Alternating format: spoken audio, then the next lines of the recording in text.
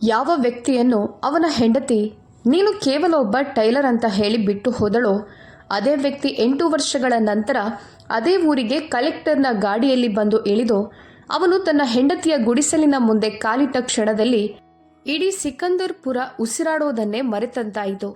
ಇದು ಉತ್ತರ ಪ್ರದೇಶದ ಸಣ್ಣ ಊರಾದ ಸಿಕಂದರ್ಪುರದ ಕಥೆ. ಮಳೆಗಾಲದಲ್ಲಿ ಕಚ್ಚಾ ಬೀದಿಗಳು ಕೆಸರಿನಿಂದ ತುಂಬಿಕೊಳ್ಳುವ ಮತ್ತು ಬಡತನದ ಭಾರದಲ್ಲಿ ಕನಸುಗಳು ಹೆಚ್ಚಾಗಿ ಉಸಿರುಗಟ್ಟಿಕೊಂಡು ಸಾಯುವಂಥ ಊರು ಅದು. ಊರಿನ ಕೊನೆಯ ತುದಿಯಲ್ಲಿ ಒಂದು ಹಳೆಯ ಅಶ್ವತ್ಥ ಮರದ ಕೆಳಗೆ ಒಂದು ಚಿಕ್ಕ ಹೊಲಿಗೆ ಅಂಗಡಿ ಇತ್ತು. ಅಂಗಡಿ ಎನ್ನುವುದಕ್ಕಿಂತಲೂ ಅದು ಕೇವಲ ಒಂದು ಮೂಲೆ. ಅಲ್ಲಿ ಒಂದು ಹಳೆಯ ಹೊಲಿಗೆ ಯಂತ್ರ, ಕೆಲವು ಚದುರಿದ ನೂಲಿನ ದಾರಗಳು ಮತ್ತು ಮೌನವಾಗಿ ಕೂತಿರುವ ಒಬ್ಬ ಯುವಕ. ಅವನ ಹೆಸರು ವಿನೋದ್ ಶರ್ಮಾ. ವಿನೋದ್ಗೆ ವಯಸ್ಸು 22 ವರ್ಷ. ದಿನವಿಡೀ ಅವನು ಬೇರೆಯವರ ಹರಿದ ಬಟ್ಟೆಗಳನ್ನು ಹೊಲಿದು ಕೊಡುತ್ತಿದ್ದ. ಆದರೆ ರಾತ್ರಿ ಮನೆಗೆ ಬಂದು ಅವನು ಇನ್ನೊಂದು ಕೆಲಸ ಮಾಡ್ತಿದ್ದ. ಅದುವೇ ತನ್ನ ಕನಸುಗಳನ್ನು ಹೊಲಿಯುವ ಕೆಲಸ. ನೀವು ಯೋಚಿಸುತ್ತಿರಬಹುದು, ಒಬ್ಬ ಟೈಲರ್ ಮತ್ತು ಕನಸುಗಳ. ಹೌದು, ಯಾಕಂದ್ರೆ ಇಡೀ ಊರು ನಿದ್ರೆಗೆ ಜಾರಿದ ನಂತರ ವಿನೋದ್ ಒಂದು ಹಳೆಯ ಪುಸ್ತಕ ತೆರೆದು ಓದುತ್ತಿದ್ದ. ಅವನ ಕಣ್ಣುಗಳಲ್ಲಿ ಒಂದು ವಿಚಿತ್ರ ಹೊಳಪು ಇರುತ್ತಿತ್ತು. ಅವನು ಅಲ್ಲಿ ಇಲ್ಲ, ಇನ್ನೆಲ್ಲೋ ತನ್ನನ್ನು ನೋಡುತ್ತಿರುವಂತೆ ಹೊಳೆಯುತ್ತಿತ್ತು. ಊರಿನವರು ಅವನನ್ನು ಆಗಾಗ್ಗೆ ಗೇಲಿ ಮಾಡುತ್ತಿದ್ದರು. ಈ ಟೈಲರ್ ಓದಿ ಬರೆದು ಏನ್ ಮಾಡ್ತಾನೆ, ಕಲೆಕ್ಟರ್ ಆಗ್ತಾನ, ಹೀಗೆ ಹೇಳಿ ಎಲ್ಲರೂ ನಗುತ್ತಿದ್ದರು. ವಿನೋದ್ ಮಾತ್ರ ಸಣ್ಣ ನಗು ನಗುತ್ತಿದ್ದ. ಅವನ ತಾಯಿ ಗೀತಾದೇವಿ ಮೌನವಾಗಿ ಅವನನ್ನು ನೋಡುತ್ತಾ ಕುಳಿತಿರುತ್ತಿದ್ದಳು. ಕೆಲವೊಮ್ಮೆ ಅವಳ ಕಣ್ಣುಗಳು ನೀರಿನಿಂದ ತುಂಬುತ್ತಿದ್ದವು. ಅವಳಿಗೆ ಗೊತ್ತಿತ್ತು, ಅವಳ ಮಗ ಕೇವಲ ಬಟ್ಟೆಗಳನ್ನು ಹೊಲಿಯುತ್ತಿಲ್ಲ, ಅವನು ತನ್ನ ಒಡೆದ ಭಾಗ್ಯವನ್ನು ಕೂಡ ಹೊಲಿಯಲು ಪ್ರಯತ್ನಿಸುತ್ತಿದ್ದಾನೆ. ಅದೇ ಊರಿನಲ್ಲಿ ಮೋನಿಕಾ ಎಂಬ ಹುಡುಗಿ ವಾಸಿಸುತ್ತಿದ್ದಳು. ಸುಂದರಳು, ಓದಿದವಳು, ದೊಡ್ಡ ಕನಸುಗಳನ್ನು ಹೊಂದಿದ್ದವಳು. ಮೋನಿಕಾಳ ಮನಸ್ಸು ಊರಿನ ಸರಳತೆಯಲ್ಲಿ ಅಲ್ಲ, ನಗರದ ಹೊಳಪಿನಲ್ಲಿ ನೆಲೆಸಿತ್ತು. ಅವಳು ಜನರು ಗೌರವದಿಂದ ನೋಡುವಂತಹ ಜೀವನವನ್ನ ಬಯಸುತ್ತಿದ್ದಳು. ಅವಳ ಗಂಡ ದೊಡ್ಡ ವ್ಯಕ್ತಿಯಾಗಿರ್ಬೇಕು ಎಂಬ ಕನಸು ಅವಳದ್ದು. ಆದರೆ ವಿಧಿ ಅವಳಿಗಾಗಿ ಬೇರೆಯದ್ದನ್ನೇ ಬರೆದಿತ್ತು. ಮೋನಿಕಾ ಮತ್ತು ವಿನೋದ್ ಅವರ ಮದುವೆಯ ಮಾತು ಬಂದಾಗ ಊರಿನಲ್ಲಿ ಗುಸುಗುಸು ಶುರುವಾಯಿತು. ಹುಡುಗಿ ಚೆನ್ನಾಗಿದ್ದಾಳೆ, ಆದರೆ ಹುಡುಗ, ಅವನು ಕೇವಲ ಒಬ್ಬ ಟೈಲರ್ ಅಲ್ವಾ? ಮೋನಿಕಾಳ ತಂದೆ ರಾಮದೀನ್ಗೆ ಬೇರೆ ಆಯ್ಕೆಗಳು ಇರಲಿಲ್ಲ.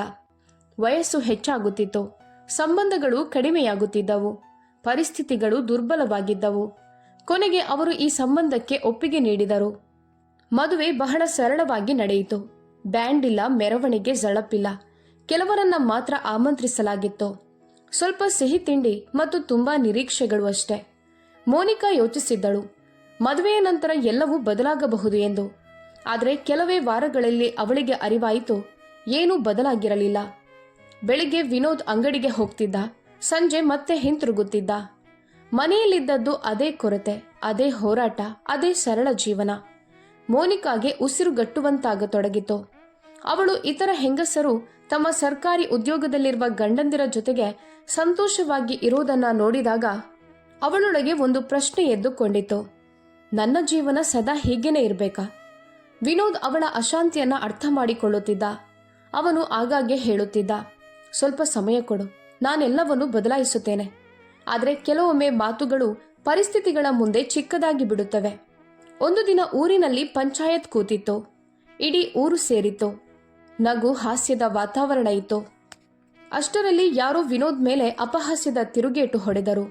ಏನು ವಿನೋದ್, ಇವತ್ತೆಷ್ಟು ಆದಾಯ ಆಯಿತು? 2-4 ಹರಿದ ಬಟ್ಟೆಗಳನ್ನ ಹೊಲಿದ್ಯಾ? ಅಲ್ಲಿದ್ದವರು ನಕ್ಕರು. ಆ ನಗು ಮೋನಿಕಾಳ ಹೃದಯಕ್ಕೆ ಬಾಣದಂತೆ ಬಿದ್ದಿತು. ವರ್ಷಗಳಿಂದ ಒತ್ತಿ ಹಿಡಿದಿದ್ದ ನೋವು ಮತ್ತು ಕೋಪ ಅಚಾನಕ್ ಹೊರಬಂದವು. ಅವಳು ಎಲ್ಲರ ಮುಂದೆ ವಿನೋದ್ ಕಡೆ ನೋಡಿ ಹೇಳಿದಳು, ನನಗೆ ಒಬ್ಬ ಯಶಸ್ವಿ ಗಂಡ ಸಿಗ್ತಾನೆ ಅಂತ ನಾನು ಯೋಚಿಸಿದ್ದೆ, ಆದರೆ ನನಗೆ ಸಿಕ್ಕಿದ್ದು ಕೇವಲ ಒಬ್ಬ ಟೈಲರ್. ಇಡೀ ಊರು ಮೌನವಾಗಿ ಬಿಟ್ಟಿತು. ವಿನೋದ್ ಏನೂ ಹೇಳಲಿಲ್ಲ. ಕೋಪವೂ ಇಲ್ಲ, ಸಮರ್ಥನೆಯೂ ಇಲ್ಲ. ಆ ರಾತ್ರಿ ಮೋನಿಕಾ ಮನೆ ಬಿಟ್ಟು ಹೊರಟು ಹೋದಳು, ಏನೂ ಹೇಳದೆ. ಮನೆಯಲ್ಲಿ ಮೌನ ಆವರಿಸಿತು. ವಿನೋದ್ ತುಂಬಾ ಹೊತ್ತು ಅಲ್ಲಿಯೇ ಕುಳಿತುಕೊಂಡೇ ಇದ್ದ. ತಾಯಿ ಒಂದು ಮೂಲೆಯಲ್ಲಿ ಮೌನವಾಗಿ ಕುಳಿತಿದ್ದಳು. ಅವಳು ಮಗನ ಭುಜದ ಮೇಲೆ ಕೈ ಇಟ್ಟಳು, ಆದರೆ ಅವಳ ಬಳಿಯೂ ಮಾತುಗಳು ಇರಲಿಲ್ಲ. ಮರುದಿನ ಬೆಳಿಗ್ಗೆ ಊರಿನಲ್ಲಿ ಸುದ್ದಿ ಹರಡಿತು. ಟೈಲರ್ನ ಹೆಂಡತಿ ಅವನನ್ನ ಬಿಟ್ಟು ಹೋಗಿದ್ದಾಳೆ. ಕೆಲವರು ನಕ್ಕರೆ, ಕೆಲವರು ಸಹಾನುಭೂತಿ ತೋರಿಸಿದರು. ಆ ದಿನ ವಿನೋದ್ ಅಂಗಡಿಗೆ ಹೋಗಲಿಲ್ಲ. ಅವನು ತನ್ನ ಕಥೆ ಆರಂಭವಾದ ಅಶ್ವತ್ಥ ಮರದ ಕೆಳಗೆ ಕುಳಿತುಕೊಂಡಿದ್ದ. ಸೂರ್ಯ ಅಸ್ತಮಿಸುತ್ತಿದ್ದ. ಮತ್ತು ಮೊದಲ ಬಾರಿಗೆ ಅವನ ಕಣ್ಣುಗಳಿಂದ ಕಣ್ಣೀರು ಹರಿಯಿತು. ಆ ರಾತ್ರಿ ವಿನೋದ್ ಬಹಳ ಅತ್ತನು. ಮರುದಿನ ಬೆಳಿಗ್ಗೆ ಊರು ಎದ್ದಾಗ ವಿನೋದ್ ಕಾಣೆಯಾಗಿದ್ದ. ಅಂಗಡಿಯಲ್ಲೂ ಇರಲಿಲ್ಲ, ಮನೆಯಲ್ಲೂ ಇರಲಿಲ್ಲ. ಮೇಜಿನ ಮೇಲೆ ಮಾತ್ರ ಒಂದು ಚಿಕ್ಕ ಕಾಗದ ಇತ್ತು. ಅದರಲ್ಲಿ ಬರೆದಿತ್ತು, ಅಮ್ಮ, ನನ್ನನ್ನು ಕ್ಷಮಿಸು. ಏನಾದರೂ ಆಗುವವರೆಗೂ ನಾನು ಮರಳಿ ಬರೋದಿಲ್ಲ. ಗೀತಾದೇವಿ ನಡುಗುವ ಕೈಗಳಿಂದ ಆ ಕಾಗದವನ್ನ ಎತ್ತಿಕೊಂಡು ತನ್ನ ಎದೆಯೊಳಗೆ ಅಪ್ಪಿಕೊಂಡಳು. ಮಾತುಗಳು ತುಂಬಾ ಚಿಕ್ಕದಾಗಿದ್ದವು, ಆದರೆ ಅವುಗಳ ಅರ್ಥ ಬಹಳ ದೊಡ್ಡದು. ಅವಳಿಗೆ ಅರ್ಥವಾಯಿತು, ಇವತ್ತು ಅವಳ ಮಗ ಮನೆ ಬಿಟ್ಟು ಓಡಿ ಹೋಗಿಲ್ಲ, ತನ್ನ ಹಣೆಬರಹದೊಂದಿಗೆ ಹೋರಾಡಲು ಹೊರಟಿದ್ದಾನೆ. ಒಬ್ಬ ತಾಯಿಯಾಗಿ ಅವಳ ಹೃದಯದಲ್ಲಿ ನೋವೂ ಇತ್ತು, ಹೆಮ್ಮೆಯೂ ಇತ್ತು. ಅವಳು ಮೌನವಾಗಿ ಪ್ರಾರ್ಥಿಸುತ್ತಿರುವಂತೆ ಆಕಾಶದತ್ತ ನೋಡಿದಳು. ಹೋಗು ಮಗನೇ, ಜಗತ್ತಿಗೆ ತೋರಿಸು ನೀನು ಯಾರು ಅಂತ. ಇತ್ತ ಮೋನಿಕಾ ತನ್ನ ತವರು ಮನೆಯಲ್ಲಿ ಇದ್ದಳು. ವಿನೋದ್ ಬೇಗನೆ ಬಂದು ತನ್ನನ್ನು ಸಮಾಧಾನ ಪಡಿಸುತ್ತಾನೆ ಎಂಬ ನಂಬಿಕೆ ಅವಳಿಗಿತ್ತು. ಬಹುಶಃ ಅತ್ತು ಕ್ಷಮೆ ಕೇಳುತ್ತಾನೆ, ಮತ್ತೆ ನನ್ನನ್ನು ಕರೆದುಕೊಂಡು ಹೋಗಲು ಪ್ರಯತ್ನಿಸುತ್ತಾನೆ ಎಂದುಕೊಂಡಳು. ಆದರೆ ದಿನಗಳು ಕಳೆದವು. ಫೋನ್ ಇಲ್ಲ, ಸಂದೇಶ ಇಲ್ಲ, ಯಾವುದೇ ಸುದ್ದಿಯೂ ಇಲ್ಲ. ದಿನ ಕಳೆದಂತೆ ಅವಳ ಅಶಾಂತಿ ಕೋಪವಾಗಿ ಮಾರ್ಪಟ್ಟಿತು. ಅವನಿಗೆ ಏನೂ ವ್ಯತ್ಯಾಸವಾಗಲಿಲ್ಲವೇ ಎಂದು ಅವಳು ತನ್ನಲ್ಲೇ ಕೇಳಿಕೊಂಡಳು. ಕೆಲವೇ ವಾರಗಳಲ್ಲಿ ಪಂಚಾಯತ್ನಲ್ಲಿ ವಿಚ್ಛೇದನದ ವಿಷಯ ಎದ್ದಿತು. ಎಲ್ಲರ ದೃಷ್ಟಿಯು ಮೋನಿಕಾಳ ಮೇಲೆ ನೆಟ್ಟಿತ್ತು. ಇದು ಅವಳ ಅಂತಿಮ ನಿರ್ಧಾರವಾಗಿತ್ತು. ಅವಳ ತಂದೆ ರಾಮದೀನ್ ಕೊನೆಯ ಬಾರಿ ಅವಳಿಗೆ ಬುದ್ಧಿವಾದ ಹೇಳಿದರು. ಮಗಳೇ, ಅವನು ಬಡವನಾಗಿರ್ಬೋದು ನಿಜ, ಆದರೆ ಮನಸ್ಸಿನಲ್ಲಿ ಕೆಟ್ಟವನಲ್ಲ. ಜೀವನ ಹಣದಿಂದಲ್ಲ, ಮಾನವೀಯತೆಯಿಂದ ಸಾಗುತ್ತದೆ. ಮೋನಿಕಾ ಯೋಚಿಸದೆ ಉತ್ತರ ನೀಡಿದಳು. ಅಪ್ಪಾಜಿ, ನನಗೆ ಬಡತನದ ಭಯ ಇದೆ. ನಾನು ನನ್ನ ಸಂಪೂರ್ಣ ಜೀವನವನ್ನು ಹೀಗೆ ಬದುಕಲು ಸಾಧ್ಯ ಇಲ್ಲ. ಮತ್ತು ಒಂದು ಸಹಿ ಎಲ್ಲವನ್ನೂ ಮುಗಿಸಿಬಿಟ್ಟಿತು. ಸಂಬಂಧ ಕಾಗದದ ಮೇಲೆ ಅಂತ್ಯವಾಯಿತು, ಆದರೆ ಅದರ ಗುರುತುಗಳು ಇಬ್ಬರ ಜೀವನದಲ್ಲೂ ಸದಾಕಾಲ ಉಳಿದು ಬಿಟ್ಟವು. ಇತ್ತ ವಿನೋದ್ ಪ್ರಯಾಗ್ರಾಜ್ ತಲುಪಿದ್ದ. ಸಾವಿರಾರು ಮುಖಗಳಿರುವ, ಆದರೆ ಅವನನ್ನು ಗುರುತಿಸುವವರು ಯಾರೂ ಇಲ್ಲದ ಅನ್ಯ ನಗರ. ಮೊದಲ ದಿನವೇ ಅವನಿಗೆ ಅರ್ಥವಾಯಿತು, ಇಲ್ಲಿ ಕನಸುಗಳ ಬೆಲೆಯನ್ನು ಬೆವರಿನಿಂದ ಕಟ್ಟಬೇಕಾಗುತ್ತದೆ. ಹಗಲು ಅವನು ಕೂಲಿ ಕೆಲಸ ಮಾಡ್ತಿದ್ದ.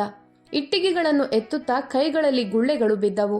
ರಾತ್ರಿ ಒಂದು ಅಗ್ಗದ ಧರ್ಮಶಾಲೆಯ ಒಂದು ಮೂಲೆಯಲ್ಲಿ ಕುಳಿತು ಓದುತ್ತಿದ್ದ. ಕೆಲವೊಮ್ಮೆ ಜನರು ಅವನನ್ನ ಕೇಳುತ್ತಿದ್ದರು, ಇಷ್ಟು ಕಷ್ಟ ಯಾಕೆ ಪಡ್ತೀಯಾ, ಇದರಿಂದ ಏನ್ ಸಿಗುತ್ತದೆ? ಆಗ ವಿನೋದ್ ಶಾಂತ ಧ್ವನಿಯಲ್ಲಿ ಉತ್ತರಿಸುತ್ತಿದ್ದ, ಈಗ ನನಗೆ ಸೋಲುವ ಆಯ್ಕೆಯೇ ಇಲ್ಲ. ಅದು ಕೇವಲ ಉತ್ತರವಾಗಿರಲಿಲ್ಲ, ಅದು ಅವನ ಹಠವಾಗಿತ್ತು. ಅನೇಕ ರಾತ್ರಿ ಅವನು ಹಸಿದೆ ಮಲಗಬೇಕಾಯಿತು. ಅನೇಕ ದಿನಗಳು ಕೂಲಿ ಕೆಲಸವೂ ಸಿಗುತ್ತಿರಲಿಲ್ಲ. ಒಂದು ಬಾರಿ ತೀವ್ರ ಜ್ವರದಲ್ಲಿ ಇಡೀ ರಾತ್ರಿ ನಡುಗುತ್ತಾ ಕಳೆದ. ಅವನ ಜೇಬಿನಲ್ಲಿ ಔಷಧಿ ಕೊಳ್ಳುವಷ್ಟು ಹಣವೂ ಇರಲಿಲ್ಲ. ಆ ರಾತ್ರಿ ಮೋನಿಕಾಳ ಆ ಮಾತು ಅವನಿಗೆ ನೆನಪಾಯಿತು. ನನಗೆ ಸಿಕ್ಕಿದ್ದು ಕೇವಲ ಒಬ್ಬ ಟೈಲರ್. ಆ ವಾಕ್ಯ ಅವನ ಹೃದಯದಲ್ಲಿ ಬೆಂಕಿಯಂತೆ ಉರಿಯಿತು. ಆದರೆ ಈ ಬಾರಿ ಆ ಬೆಂಕಿ ಅವನನ್ನು ಸುಡುವುದಕ್ಕೆ ಅಲ್ಲ, ಮುಂದೆ ಸಾಗಿಸಲು ಉರಿದಿತ್ತು. ಕೆಲವೊಮ್ಮೆ ಯಾರಾದರೂ ಮಾಡಿದ ಅವಮಾನವೇ ನಿಮ್ಮ ಅತಿ ದೊಡ್ಡ ಶಕ್ತಿಯಾಗಿ ಬಿಡುತ್ತದೆ. ಒಂದು ದಿನ ಕೂಲಿ ಕೆಲಸ ಮಾಡ್ತಿದ್ದಾಗ ಅವನು ಒಂದು ಸರ್ಕಾರಿ ಕಚೇರಿಯ ಹೊರಗೆ ಕೆಲಸ ಮಾಡ್ತಿದ್ದ. ಅಲ್ಲಿ ಒಂದು ಬಡ ವೃದ್ಧನು ತನ್ನ ದಾಖಲೆಗಳನ್ನ ಹಿಡಿದು ಅಧಿಕಾರಿಯ ಮುಂದೆ ನಿಂತಿದ್ದನು. ಅವನ ಎಲ್ಲಾ ದಾಖಲೆಗಳು ಸರಿಯಾಗಿದ್ದರೂ ಅಧಿಕಾರಿ ಅವನನ್ನ ಗದರಿಸುತ್ತಿದ್ದ. ವೃದ್ಧನ ಕಣ್ಣಲ್ಲಿ ಅಸಹಾಯಕತೆ ಇತ್ತು. ಅವನು ಮತ್ತೆ ಮತ್ತೆ ಹೇಳುತ್ತಿದ್ದ, ಸಾಹೇಬ್ರೆ, ನಾನೆಲ್ಲವನ್ನೂ ಸರಿಯಾಗಿ ಮಾಡಿದ್ದೇನೆ. ಆದರೆ ಅವನ ಧ್ವನಿಯನ್ನ ಯಾರೂ ಕೇಳುತ್ತಿರಲಿಲ್ಲ. ವಿನೋದ್ ಈ ಎಲ್ಲವನ್ನು ಮೌನವಾಗಿ ನೋಡುತ್ತಾ ನಿಂತಿದ್ದ. ಆ ದಿನ ಅವನೊಳಗೆ ಒಂದು ಹೊಸ ಆಲೋಚನೆ ಹುಟ್ಟಿತು. ಅವನು ತನ್ನನ್ನೇ ಕೇಳಿಕೊಂಡ, ವ್ಯವಸ್ಥೆ ಬಡವರನ್ನ ತುಳಿಯುತ್ತಿದೆಯಾದ್ರೆ ನಾನೇ ಯಾಕೆ ಆ ವ್ಯವಸ್ಥೆಯ ಭಾಗವಾಗಬಾರ್ದು? ಅದೇ ದಿನ ಅವನು ಮೊದಲ ಬಾರಿಗೆ ಸಿವಿಲ್ ಸೇವಾ ಪರೀಕ್ಷೆಯ ಬಗ್ಗೆ ಗಂಭೀರವಾಗಿ ಯೋಚಿಸಿದ. ಅವನು ತನ್ನ ಪುಸ್ತಕವನ್ನ ತೆರೆದು ಓದಲು ಶುರು ಮಾಡಿದ. ಮೊದಲ ಪ್ರಯತ್ನ ವಿಫಲವಾಯಿತು. ಎರಡನೇ ಪ್ರಯತ್ನ ಇನ್ನಷ್ಟು ಕೆಟ್ಟದಾಗಿತ್ತು. ಮೂರನೇ ಪ್ರಯತ್ನದ ವೇಳೆಗೆ ಅವನ ಬಳಿ ಹಣವೇ ಮುಗಿದು ಹೋಯಿತು. ತನ್ನ ಪುಸ್ತಕಗಳನ್ನೇ ಅಡವಿಡಬೇಕಾಯಿತು. ಯೋಚಿಸಿ, ಒಬ್ಬ ವ್ಯಕ್ತಿಗೆ ಅವನ ಪುಸ್ತಕಗಳೇ ಅತಿ ದೊಡ್ಡ ಸಂಪತ್ತು ಆಗಿದ್ದರೆ ಅವುಗಳನ್ನೇ ಮಾರಬೇಕಾದ ಪರಿಸ್ಥಿತಿ. ಆದರೆ ವಿನೋದ್ ಸುಮ್ಮನೆ ನಿಲ್ಲಲಿಲ್ಲ. ಯಾಕಂದ್ರೆ ಈಗ ಅದು ಕೇವಲ ಒಂದು ಕನಸು ಅಲ್ಲ, ಅದು ಅವನ ಗುರುತಿಗಾಗಿ ನಡೆದ ಹೋರಾಟವಾಗಿತ್ತು. ಇದೇ ಸಮಯದಲ್ಲಿ ಒಂದು ಸುದ್ದಿ ಅವನನ್ನ ಒಳಗಿನಿಂದಲೇ ಮುರಿದು ಹಾಕಿತು. ಅವನ ತಾಯಿ ಗೀತಾದೇವಿ ಈ ಜಗತ್ತನ್ನ ಬಿಟ್ಟು ಹೋಗಿದ್ದರು. ವಿನೋದ್ ರೈಲು ನಿಲ್ದಾಣದ ಪ್ಲಾಟ್ಫಾರ್ಮ್ ಮೇಲೆ ಗಂಟೆಗಳ ಕಾಲ ಕುಳಿತುಕೊಂಡೇ ಇದ್ದ. ಕಣ್ಣುಗಳಲ್ಲಿ ಕಣ್ಣೀರು ಇರಲಿಲ್ಲ. ಕೆಲವೊಮ್ಮೆ ನೋವು ಎಷ್ಟು ಆಳವಾಗಿರುತ್ತದೆ ಎಂದರೆ ಕಣ್ಣೀರು ಕೂಡ ಜೊತೆಯನ್ನೇ ಬಿಡುತ್ತದೆ. ಅವನಿಗೆ ತನ್ನ ತಾಯಿಯ ಅಂತಿಮ ದರ್ಶನವೂ ಮಾಡಲಾಗಲಿಲ್ಲ. ಆ ದಿನ ಅವನು ಆಕಾಶದತ್ತ ನೋಡಿ ನಿಧಾನವಾಗಿ ಹೇಳಿದ, ಅಮ್ಮ, ಇನ್ನು ನಾನು ಹಿಂದೆ ಸರಿಯುವುದಿಲ್ಲ. ವರ್ಷಗಳು ಕಳೆಯುತ್ತಾ ಹೋದವು. ಹೋರಾಟ ಅವನನ್ನ ದುರ್ಬಲಗೊಳಿಸಲಿಲ್ಲ, ಬದಲಾಗಿ ಬಲಿಷ್ಠನನ್ನಾಗಿ ಮಾಡಿತು. ಮತ್ತು ಕೊನೆಗೂ ಆ ದಿನ ಬಂತು. 8ನೇ ವರ್ಷದ ಫಲಿತಾಂಶ ಪ್ರಕಟವಾಯಿತು. ಲಕ್ಷಾಂತರ ಹೆಸರುಗಳ ನಡುವೆ ಒಂದು ಹೆಸರು ಹೊಳೆಯುತ್ತಿತ್ತು, ವಿನೋದ್ ಶರ್ಮಾ. ಜನರು ಕೇವಲ ಟೈಲರ್ ಎಂದು ಕರೆದಿದ್ದ ಅದೇ ಹುಡುಗ. ಅವನಿಗೆ ನೇಮಕಾತಿ ಪತ್ರ ಬಂದಾಗ ಅವನು ಮೊದಲಿಗೆ ತನ್ನ ತಾಯಿಯ ಚಿತ್ರದ ಬಳಿಗೆ ಹೋದ. ಆ ಕಾಗದವನ್ನು ಚಿತ್ರದ ಮುಂದೆ ಇಟ್ಟು ನಿಧಾನವಾಗಿ ಹೇಳಿದ, ಅಮ್ಮ, ನಾನು ಸಾಧಿಸಿಬಿಟ್ಟೆ. ಇತ್ತ ಸಿಕಂದರ್ಪುರ ಊರಲ್ಲಿ ಈ ವಿಷಯದ ಸುದ್ದಿ ಯಾರಿಗೂ ತಿಳಿದಿರಲಿಲ್ಲ. ಯಾವ ಹುಡುಗನನ್ನು ಹಾಸ್ಯ ಮಾಡಲಾಗಿತ್ತೋ ಅವನೇ ಈಗ ಜಿಲ್ಲೆಯ ಅತಿದೊಡ್ಡ ಅಧಿಕಾರಿಯಾಗಿ ಬಿಟ್ಟಿದ್ದ. ಕಾಲ ಮೌನವಾಗಿ ತನ್ನ ಆಟವನ್ನು ಆಡಿಬಿಟ್ಟಿತ್ತು. ಯಾಕಂದ್ರೆ ವಿನೋದ್ನ ಮೊದಲ ಪೋಸ್ಟಿಂಗ್ ಅವನ ಕಥೆ ಆರಂಭವಾದ ಅದೇ ಸ್ಥಳಕ್ಕೆ ಬಂದಿತ್ತು. ಪ್ರತಾಪ್ಗಢ ಜಿಲ್ಲೆ. ಅದೇ ಮಣ್ಣು, ಅದೇ ಜನ, ಅದೇ ಬೀದಿಗಳು. ಆದರೆ ಈ ಬಾರಿ ಒಂದು ವ್ಯತ್ಯಾಸ ಇತ್ತು. ಈಗ ಅವನ ಹೆಸರಿನ ಮುಂದೆ ಬರೆದಿತ್ತು, ಜಿಲ್ಲಾ ಕಲೆಕ್ಟರ್ ವಿನೋದ್ ಶರ್ಮಾ. ಯಾವ ಕೈಗಳು ಒಮ್ಮೆ ಹರಿದ ಬಟ್ಟೆಗಳನ್ನು ಹೊಲಿಯುತ್ತಿದ್ದವೋ ಇಂದು ಅದೇ ಕೈಗಳು ಸರ್ಕಾರಿ ಕಡತಗಳ ಮೇಲೆ ತೀರ್ಮಾನಗಳನ್ನ ಬರೆಯುತ್ತಿದ್ದವು. ಯಾವ ವ್ಯಕ್ತಿಗೆ ಒಮ್ಮೆ ಪಂಚಾಯತ್ನಲ್ಲಿ ಮಾತನಾಡುವ ಹಕ್ಕು ಕೂಡ ಇರಲಿಲ್ಲವೋ ಇಂದು ಅವನ ಒಂದೇ ಧ್ವನಿಗೆ ಇಡೀ ವ್ಯವಸ್ಥೆ ಚಲಿಸಬಹುದಾಗಿತ್ತು. ಮೊದಲ ದಿನ ವಿನೋದ್ ಕಲೆಕ್ಟರ್ ಕಚೇರಿಗೆ ಬಂದಾಗ ಯಾವುದೇ ಆಡಂಬರ ಇರಲಿಲ್ಲ. ಅವನು ಮೌನವಾಗಿ ಕಾರಿನಿಂದ ಇಳಿದ. ನಂತರ ಏನೂ ಹೇಳದೆ ತನ್ನ ಕೊಠಡಿಗೆ ಹೋದ. ಹೊರಗೆ ಅಧಿಕಾರಿಗಳು ನಿಂತಿದ್ದರು, ಸಿಬ್ಬಂದಿಗಳು ನಿಂತಿದ್ದರು. ಆದರೆ ವಿನೋದ್ನ ಮುಖದಲ್ಲಿ ಯಾವುದೇ ಭಾವನೆ ಕಾಣಿಸಲಿಲ್ಲ. ಬಹುಶಃ ಅವನಿಗೆ ಗೊತ್ತಿತ್ತು, ಈ ಗೆಲುವು ಜಗತ್ತಿಗೆ ತೋರಿಸಲು ಅಲ್ಲ, ತನ್ನೊಡನೆ ಮಾಡಿಕೊಂಡ ವಾಗ್ದಾನವನ್ನ ನೆರವೇರಿಸಲು ಮಾತ್ರವೆಂದು. ಆ ಸಂಜೆ ಜಿಲ್ಲೆಯ ಮೊದಲ ವರದಿಯನ್ನ ತರಿಸಿಕೊಳ್ಳಲಾಯಿತು. ಯಾಕಂದ್ರೆ ಈಗ ಅವನು ಕೇವಲ ವಿನೋದ್ ಅಲ್ಲ, ಇಂದಿಗೂ ಯಾರೂ ಕೇಳದಿರುವ ಲಕ್ಷಾಂತರ ಬಡಜನರ ಆಶಾಕಿರಣ. ಕಲೆಕ್ಟರ್ ಕಚೇರಿಯ ಮೇಜಿನ ಮೇಲೆ ಕಡತಗಳ ರಾಶಿ ಇತ್ತು. ಪ್ರತಿಯೊಂದು ಕಡತವು ತನ್ನೊಳಗೆ ಯಾರೋ ಒಬ್ಬರ ಸಮಸ್ಯೆ, ಯಾರೋ ಒಬ್ಬರ ದೂರು, ಯಾರೋ ಒಬ್ಬರ ಅಸಹಾಯಕತೆಯನ್ನ ಮರೆಮಾಚಿಕೊಂಡಿತ್ತು. ವಿನೋದ್ ಪ್ರತಿಯೊಂದು ಪುಟವನ್ನು ಗಮನದಿಂದ ಓದುತ್ತಿದ್ದ. ಈಗ ಅವನು ಕೇವಲ ಒಬ್ಬ ಅಧಿಕಾರಿಯಲ್ಲ, ಪ್ರತಿಯೊಂದು ತೀರ್ಮಾನವು ಯಾರದಾದ್ರೂ ಒಬ್ಬರ ಜೀವನವನ್ನ ಬದಲಾಯಿಸಬಹುದು ಎಂಬುದು ಅವನಿಗೆ ಗೊತ್ತಿತ್ತು. ಅಷ್ಟರಲ್ಲಿ ಒಂದು ಕಡತದ ಮೇಲೆ ಅವನ ದೃಷ್ಟಿ ನಿಂತು ಹೋಯಿತು. ಶೀರ್ಷಿಕೆ ಹೀಗಿತ್ತು, ನಾಲೆಯ ದಡದಲ್ಲಿ ನಿರ್ಮಾಣವಾದ ಅಕ್ರಮ ಕಟ್ಟಡಗಳ ಮೇಲೆ ತಕ್ಷಣ ಕ್ರಮ ಅಗತ್ಯ. ಅವನು ಪುಟಗಳನ್ನ ತಿರುಗಿಸುತ್ತಾ ಹೋದ. ಅಚಾನಕ್ ಅವನ ಬೆರಳುಗಳು ನಿಂತವು. ಹೆಸರು ಇತ್ತು, ಸಿಕಂದರ್ಪುರ. ಅವನದ್ದೇ ಊರು, ಅದೇ ಮಣ್ಣು, ಅದೇ ಬೀದಿಗಳು, ಅದೇ ಅಶ್ವತ್ಥ ಮರ. ಒಮ್ಮೆ ಅವನು ತನ್ನ ಹೊಲಿಗೆ ಯಂತ್ರದೊಂದಿಗೆ ಕುಳಿತಿದ್ದ ಸ್ಥಳ. ಒಂದು ಕ್ಷಣ ಅವನು ಮತ್ತೆ ಅದೇ 22 ವರ್ಷದ ಹುಡುಗನಾಗಿ ಬಿಟ್ಟ. ಕನಸುಗಳು ಇದ್ದವು, ಆದರೆ ಗುರುತು ಇರಲಿಲ್ಲ. ವರದಿಯಲ್ಲಿ ಸ್ಪಷ್ಟವಾಗಿ ಬರೆಯಲಾಗಿತ್ತು, ಕಾಲುವೆ ದಡದಲ್ಲಿ ನಿರ್ಮಿಸಲಾದ ಗುಡಿಸಲುಗಳನ್ನ ತೆರವುಗೊಳಿಸುವುದು ಅಗತ್ಯ. ವಿನೋದ್ ಕಡತವನ್ನ ನಿಧಾನವಾಗಿ ಮುಚ್ಚಿದ. ಅವನು ಕುರ್ಚಿಯಿಂದ ಎದ್ದು ಕಿಟಕಿಯ ಬಳಿ ಹೋಗಿ ನಿಂತ. ಸ್ವಲ್ಪ ಸಮಯದ ನಂತರ ಶಾಂತ ಧ್ವನಿಯಲ್ಲಿ ಹೇಳಿದ, ನಾಳೆ ಸಿಕಂದರ್ಪುರಕ್ಕೆ ಹೋಗೋಣ. ಇತ್ತ ಸಿಕಂದರ್ಪುರದಲ್ಲಿ ಜೀವನ ಮತ್ತೊಂದು ದಿಕ್ಕು ತಳೆದಿತ್ತು. ಅದೇ ಮೋನಿಕಾ, ಒಮ್ಮೆ ತನ್ನ ಆಯ್ಕೆಯ ಮೇಲೆ ಸಂಪೂರ್ಣ ವಿಶ್ವಾಸವಿಟ್ಟಿದ್ದವಳು, ಇಂದು ಕನ್ನಡಿಯಲ್ಲಿ ತನ್ನನ್ನೇ ಗುರುತಿಸಲಾರದೆ ಇದ್ದಳು. ಒಮ್ಮೆ ಅವಳು ಯೋಚಿಸಿದ್ದಳು, ಹಣ, ದೊಡ್ಡ ಮನೆ, ಸಮಾಜದಲ್ಲಿ ಎತ್ತರದ ಸ್ಥಾನಮಾನವೇ ನಿಜವಾದ ಸಂತೋಷ ಎಂದು. ಆದರೆ ನಿಜವಾಗಿಯೂ ಹಾಗೇನಾ? ಯಾಕಂದ್ರೆ ಜೀವನ ನಮಗೆ ನಾವು ಅರ್ಥ ಮಾಡಿಕೊಳ್ಳಲು ಇಚ್ಛಿಸದ ಪಾಠವನ್ನೇ ಹೆಚ್ಚಾಗಿ ಕಲಿಸುತ್ತದೆ. ವಿನೋದ್ನಿಂದ ದೂರವಾದ ಕೆಲವೇ ತಿಂಗಳಲ್ಲಿ ಮೋನಿಕಾ 2ನೇ ಮದುವೆ ಮಾಡಿಕೊಂಡಿದ್ದಳು. ಹುಡುಗನ ಹೆಸರು ಅಜಯ್ ಸಿಂಗ್. ಮೊದಲ ನೋಟದಲ್ಲೇ ಅಜಯ್ ಮೋನಿಕಾ ಯಾವಾಗಲೂ ಬಯಸಿದ್ದವನೇ ಆಗಿದ್ದ. ನಗರದಲ್ಲಿ ಮನೆ, ಒಳ್ಳೆಯ ಉಡುಪು, ಜನರಲ್ಲಿ ಗುರುತು. ಮದುವೆಯ ಆರಂಭದ ದಿನಗಳಲ್ಲಿ ಎಲ್ಲವೂ ಕನಸಿನಂತೆಯೇ ತೋರುತ್ತಿತ್ತು. ಮೋನಿಕಾ ಯೋಚಿಸಿದಳು, ಈಗ ನನ್ನ ಜೀವನ ನಾನು ಬಯಸಿದಂತೆ ಇರುತ್ತದೆ, ಆದರೆ ಪ್ರತಿಯೊಂದು ಹೊಳಪು ಬಂಗಾರವಾಗೋದಿಲ್ಲ. ನಿಧಾನವಾಗಿ ಅಜಯ್ನ ನಿಜವಾದ ಮುಖ ಹೊರಬರತೊಡಗಿತು. ಅವನು ಮದ್ಯಪಾನ ಆರಂಭಿಸಿದ. ಸಣ್ಣ ಸಣ್ಣ ವಿಚಾರಗಳಿಗೂ ಕೋಪಗೊಳ್ಳುತ್ತಿದ್ದ. ಕೆಲವೊಮ್ಮೆ ಕೈ ಎತ್ತುತ್ತಿದ್ದ. ಮೋನಿಕಾಗೆ ಅರ್ಥವಾಗುತ್ತಿರಲಿಲ್ಲ, ಇದೇನ ಅವಳು ಎಲ್ಲವನ್ನೂ ತ್ಯಜಿಸಿದ ಜೀವನ. ಕಾಲದೊಂದಿಗೆ ಪರಿಸ್ಥಿತಿಗಳು ಇನ್ನಷ್ಟು ಕೆಟ್ಟವು. ಮನೆಯ ಸಾಮಾನುಗಳು ಮಾರಾಟವಾಗತೊಡಗಿದವು.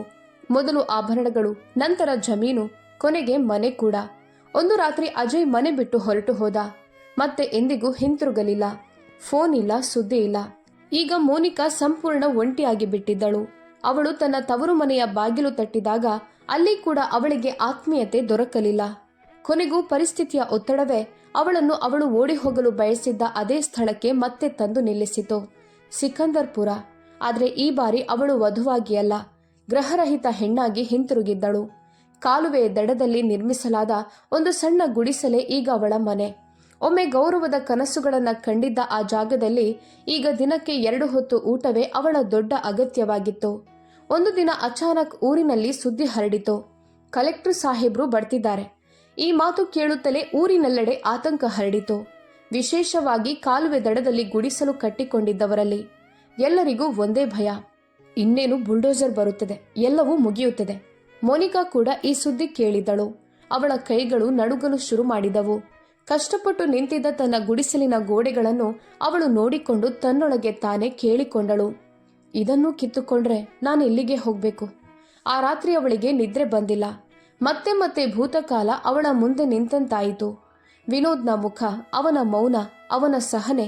ಒಂದು ಕ್ಷಣ ಅವಳ ಮನಸ್ಸಿನಲ್ಲಿ ಒಂದು ಯೋಚನೆ ಬಂತು, ನಾನವನನ್ನ ಬಿಟ್ಟಿರ್ಲಿಲ್ಲ ಅಂದ್ರೆ ಇಂದಿನ ನನ್ನ ಜೀವನ ಬೇರೆ ರೀತಿಯಾಗಿರುತ್ತಿತ್ತೆ. ಆದರೆ ಕೂಡಲೇ ಅವಳು ತನ್ನನ್ನೇ ಸಮಾಧಾನ ಪಡಿಸಿಕೊಂಡಳು, ಇಲ್ಲ, ಅವನು ಕೇವಲ ಒಬ್ಬ ಟೈಲರ್ ಮಾತ್ರ. ಮರುದಿನ ಬೆಳಿಗ್ಗೆ ಊರಿನ ಕಡೆಗೆ ಸರ್ಕಾರಿ ವಾಹನಗಳ ಸಾಲು ಸಾಗುತ್ತಾ ಬಂದಿತು. ಜನರು ತಮ್ಮ ಮನೆಗಳಿಂದ ಹೊರಗೆ ಬಂದರು. ಎಲ್ಲರೂ ರಸ್ತೆಯ ಬದಿಯಲ್ಲಿ ನಿಂತಿದ್ದರು. ಎಲ್ಲರ ದೃಷ್ಟಿಯು ಮೊದಲ ವಾಹನದ ಮೇಲಿತ್ತು. ವಾಹನ ನಿಧಾನವಾಗಿ ಬಂದು ನಿಂತಿತು. ಡ್ರೈವರ್ ಹೊರಬಂದು ಹಿಂದಿನ ಬಾಗಿಲು ತೆರೆದನು. ಆಗ ಒಬ್ಬ ವ್ಯಕ್ತಿ ಹೊರಬಂದನು. ಬಿಳಿ ಸರಳ ಶರ್ಟ್, ನೇರ ವ್ಯಕ್ತಿತ್ವ, ಮುಖದಲ್ಲಿ ಅದೇ ಶಾಂತ ಗಂಭೀರತೆ. ಆದರೆ ಈಗ ಅವನೊಂದಿಗೆ ಒಂದು ಹೊಸ ಗುರುತು ಸೇರಿಕೊಂಡಿತ್ತು. ಪೂರ್ತಿ ಊರು ಆಶ್ಚರ್ಯದಿಂದ ನಿಂತು ನೋಡುತ್ತಿತ್ತು. ಮೋನಿಕಾಳ ಕೈಯಿಂದ ನೀರಿನ ಬಿಂದಿಗೆ ಜಾರಿ ನೆಲಕ್ಕೆ ಬಿದ್ದಿತು. ಅವಳ ಉಸಿರಾಟ ವೇಗವಾಯಿತು, ಯಾಕಂದ್ರೆ ಆ ಮುಖ ಅವಳಿಗೆ ಅಪರಿಚಿತವಾಗಿರಲಿಲ್ಲ. ಅವನು ವಿನೋದ್. ಒಮ್ಮೆ ಅವಳು ಎಲ್ಲರ ಮುಂದೆ ಕೇವಲ ಒಬ್ಬ ಟೈಲರ್ ಅಂತ ಹೇಳಿದ್ದ ಅದೇ ವ್ಯಕ್ತಿ. ವ್ಯತ್ಯಾಸ ಒಂದೇ, ಈಗ ಅವನು ಟೈಲರ್ ಅಲ್ಲ, ಜಿಲ್ಲಾ ಕಲೆಕ್ಟರ್ ವಿನೋದ್ ಶರ್ಮಾ. ಗುಂಪಿನಿಂದ ಯಾರೋ ನಿಧಾನವಾಗಿ ಗುಣುಗಿದರು, ಅಯ್ಯೋ, ಇವನೇ ಅಲ್ವಾ ಟೈಲರ್ ವಿನೋದ್? ಆ ಮಾತು ಗಾಳಿಯಲ್ಲಿ ತೇಲಿ ಮೋನಿಕಾಳ ಕಿವಿಗೆ ಬಂತು.